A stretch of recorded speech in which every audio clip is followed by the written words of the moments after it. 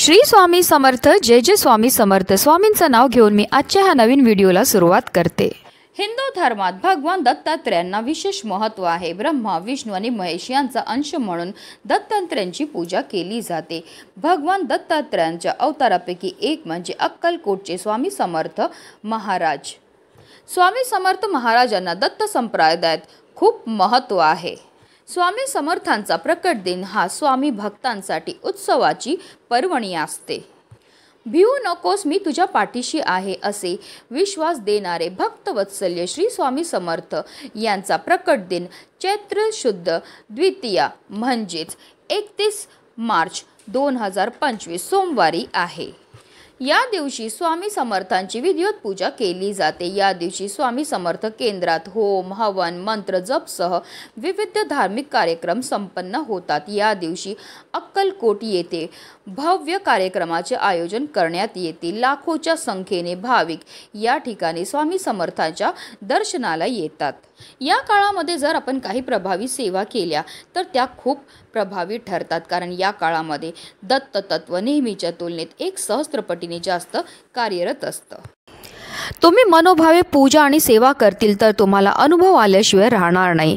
पण आता प्रत्येकाला सेवा करणं शक्य नसतं, कारण घरात लहान बाळ असतं किंवा नोकरी व्यवसाय निमित्त बाहेर जात असाल किंवा इतरही काही कारणास्तव आपल्याला सेवा करणं शक्य होत नाही। तसेच प्रत्येकालाच गुरुचरित्र पारायण करावेसे वाटते, पण जर तुम्हाला ते संपूर्ण पठण करणं शक्य होत नसेल तर आपल्याला स्वामींच्या प्रकट दिनापर्यंत अशी एक सेवा करायची आहे, ज्यामुळे आपल्याला गुरुचरित्र पारायणाचे फळ मिळेल व आपल्या घरामध्ये सुख समृद्धी शांती येईल आणि आपल्या सर्व मनोकामना सुद्धा पूर्ण करतील।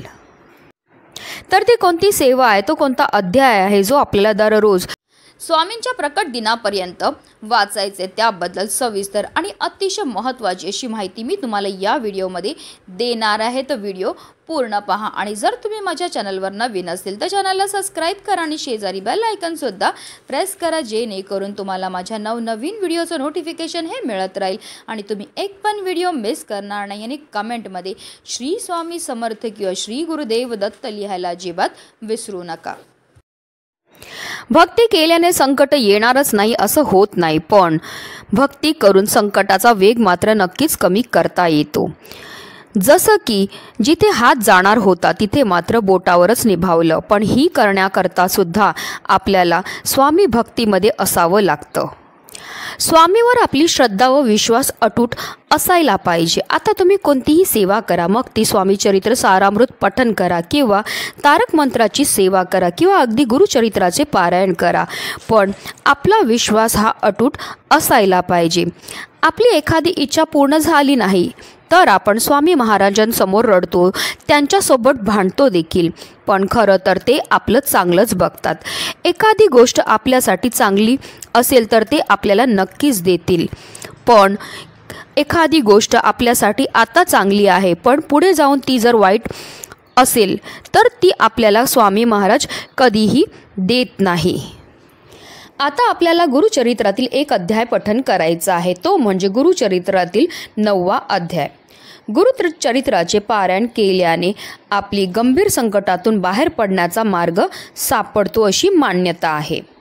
या ग्रंथाचे वाचनाने कुठल्याही प्रकारचे आजार आदी व्याधी नष्ट होतात, याने मनुष्य दुःखमुक्त होतो। घरामध्ये गुरुचरित्र पठणाने नकारात्मक वातावरण नाहीसे होते आणि आनंद, चैतन्य व प्रसन्न वातावरण निर्माण होतं।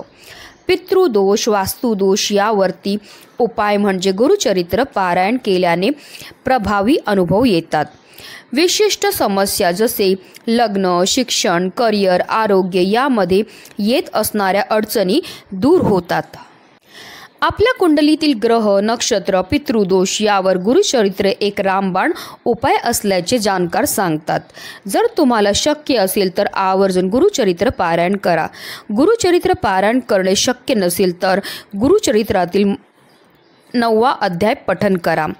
तर हा 9वा अध्याय आपण कधीपासून पठण करू शकतात? आपण 21 दिवसांची सेवा करू शकतात किंवा अगदी तुम्ही 11 दिवसांची सेवासुद्धा करू शकतात। ही सेवा करण्यासाठी आपल्याला संकल्प घ्यायचा आहे। मग यासाठी एक नारळ घ्या, खडीसाखर घ्यायची आहे आणि हे घेऊन स्वामी महाराजांच्या मंदिरामध्ये किंवा केंद्रात जायचं आहे किंवा अगदी तुम्ही दत्तगुरूंच्या मंदिरामध्ये गेले तरीही चालणार आहे। त्यानंतर आपली इच्छा मनोकामना स्वामी महाराज दत्तगुरूंना सांगायची आहे। तसेच मी कोणती सेवा करणार आहे, मग मी गुरुचरित्र पारायण करणार आहे किंवा गुरुचरित्रातील हा अध्याय पठन करणार आहे किंवा स्वामी चरित्र सारामृत पठन करणार आहे, ते आपल्याला बोलायचे आणि नारळ आणि खडीसाखर तिथे ठेवायची आहे। घरी आल्यावर आपल्याला संकल्प घ्यायचा आहे। आपल्या उजव्या हातात पाणी घ्यायचे आणि तुमचे नाव आणि गोत्र सांगायचे आहे। तसेच तुम्ही कोणती सेवा करणार आहेत ते देखील सांगायचं आणि ते पाणी तामणामध्ये सोडायचं आणि हे पाणी जे तुळस सोडून इतर कोणत्याही झाडाला तुम्ही घालू शकता। आता आपण गुरुचरित्रातील 9वा अध्याय पठन करणार आहेत। तर सर्वप्रथम देवघरात दिवा आपल्याला प्रज्वलित करून घ्यायचा आहे, कारण कोणतीही सेवा किंवा कोणताही उपाय जो आहे तो आपल्याला अग्नीच्या साक्षीने करायचा आहे। आता आपल्याला आसन घेऊन बसायचं आणि रोज गुरुचरित्रातील 9वा अध्याय पठन करायचं आहे।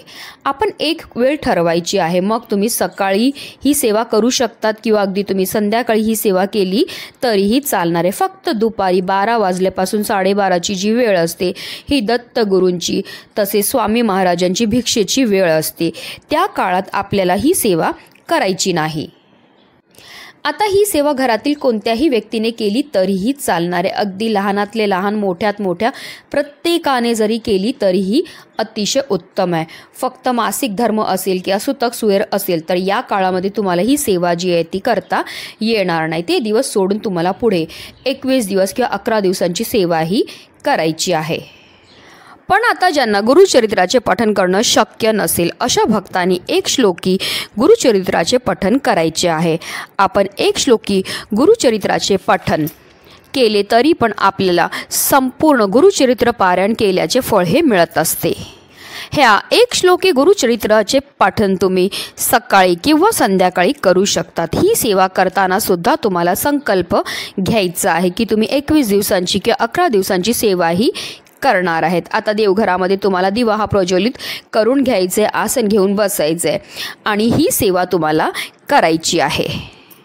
दत्त अवतार झाला कलियुगी श्रीपाठ पिठापुरी, त्यामागे दुसरा निरसिंह सरस्वती करंज ग्रामांतरी, तीर्थ हिंडत पातला भिलवाडीची संगमा, तेथुनी मग गणगापुरी वसेवारी दिनांच्या श्रमा।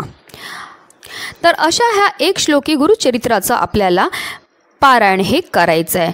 आता हा श्लोक तुम्हाला म्हणणं शक्य नसेल तर तुम्ही मोबाईलवर लावून द्या, तुम्ही श्रवण केलं तरीही चालणार आहे। ही सेवा केल्याने गुरुचरित्राचे संपूर्ण फळ मिळते व आपली इच्छित मनोकामनासुद्धा पूर्ण होते।